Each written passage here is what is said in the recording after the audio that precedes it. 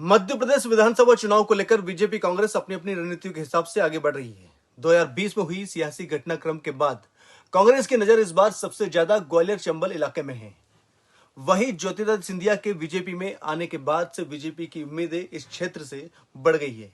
2018 के चुनाव में यहां कांग्रेस का प्रदर्शन अच्छा था, जबकि उपचुनाव में बीजेपी ने बाजी मारी थी। ग्वालियर चंबल को साधने के लिए बीजेपी कांग्रेस अपने प्रमुख चेहरों के साथ साथ इन इलाकों के बड़े नेताओं को जिम्मेदारी देकर चुनावी माहौल बनाने में जुटी हुई है।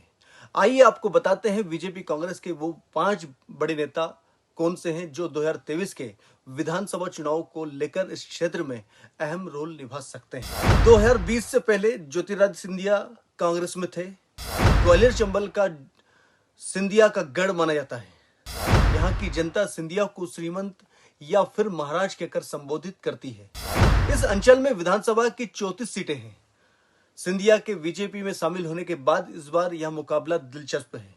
हालांकि 2020 में सिंधिया के समर्थन में जितने विधायकों ने समर्थन दिया था, उपचुनाव में ज्यादातर की जीत हुई थी, जिसके बाद माना जा रहा है कि इस विधानसभा चुनाव में ज्योतिरादित्य सिंधिया बड़ा चेहरा माना जा रहा है। सिंधिया ग्वालियर चंबल के अलावा मालवा क्षेत्र में भी बड़ा रोल निभा सकते हैं। सिंधिया फिलहाल केंद्र सरकार में मंत्री भी है। अब दूसरा बड़ा चेहरा जिसकी हम बात करते हैं, नरोत्तम मिश्रा। नरोत्तम मिश्रा मध्य प्रदेश सरकार में गृह मंत्री है। दतिया विधानसभा सीट से विधायक है। राज्य में बीजेपी की सरकार बनने के बाद नरोत्तम मिश्रा को गृह मंत्री बनाया गया था। नरोत्तम मिश्रा ब्राह्मण चेहरे के साथ साथ दतिया जिले में अच्छी पकड़ रखते हैं। माना जा रहा है कि विधानसभा चुनाव के लिए नरोत्तम मिश्रा को भी बड़ी जिम्मेदारी दी जा सकती है। नरोत्तम मिश्रा ग्वालियर के बाकी जिलों में भी अपना प्रभाव रखते हैं। कांग्रेस के senior leader doctor Govind Singh Gwalior Chambal अंचल के बड़े चेहरे हैं। सिंधिया के खिलाफ खुलकर बोलने वाले गोविंद सिंह को कांग्रेस ने बड़ी जिम्मेदारी दी है। कमलनाथ के नेता प्रतिपक्ष का पद छोड़ने के बाद डॉक्टर गोविंद सिंह को नेता प्रतिपक्ष बनाया गया था और जब से वो नेता प्रतिपक्ष है, कांग्रेस का फोकस शुरू से इस इलाके को साधने का रहा है। नगरीय निकाय चुनाव में कांग्रेस ने ग्वालियर में जीत दर्ज की थी, जिसके बाद से यहां के नेताओं में उत्साह है। गोविंद सिंह भिंड जिले की लाहौर विधानसभा सीट से लगातार 8वीं बार विधायक हैं।